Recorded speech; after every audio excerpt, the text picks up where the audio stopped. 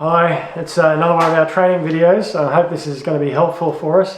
What I want to talk to you today about is the power of spiritual connection.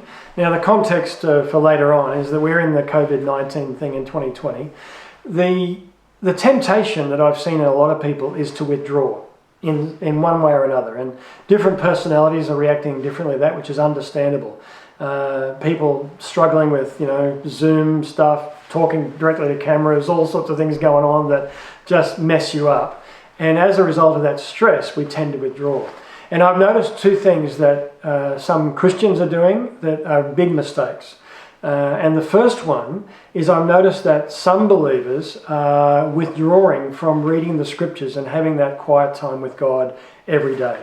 And obviously the devil's at work trying to get that to happen, because the first point of real power in our lives is that daily connection with God.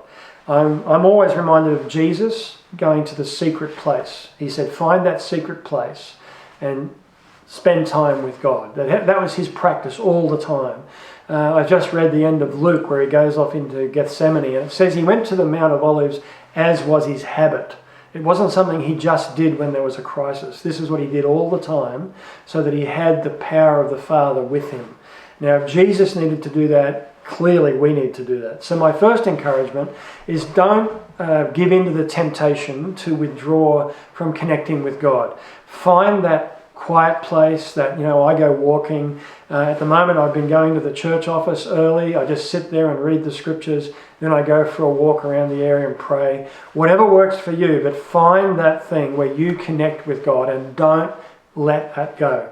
That's critical for us all the time, but particularly when we're under pressure or when we're stressed. Find that time to be with God.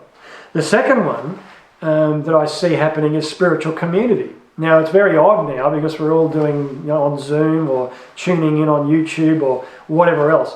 And I'm actually excited because in terms of our faith communities and discipleship groups, lots of people are actually connecting in and making a real effort to do so, which is really great. And I want to encourage us all with that right now in times of difficulty, and then all the time, another source of our spiritual strength is actually the gathering together. And that's why the scripture says, look, don't neglect gathering together. Don't stop gathering together as some do. Make sure that you're committing yourself to fellowship with each other.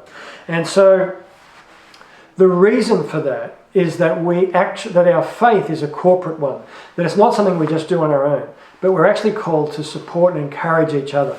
And we do that for ourselves to find our own upbuilding and so on. But one of the exciting things I've seen is people who are overcoming the technological problems, the technical difficulties, in order to be a blessing to somebody else. And I think that's even more powerful. So I want to encourage you today, don't give in to the temptation to withdraw, but just step in to your personal time with God. Make sure you have that quiet place, that secret place where you connect with God yourself, and make sure that you're stepping in to the opportunities of fellowship that are all around us. Normally that's pretty easy. We can just go and be part of it. It's a bit more challenging in this online environment, but still make that effort and step in. I was really excited this last week because one of the people in one of my groups who shall remain nameless was having all kinds of bother with Zoom in particular and Messenger and the online thing, but they actually got there into our meeting this week. We had communion together and they actually got there and was such a blessing to see them. So don't step back, step in. God bless.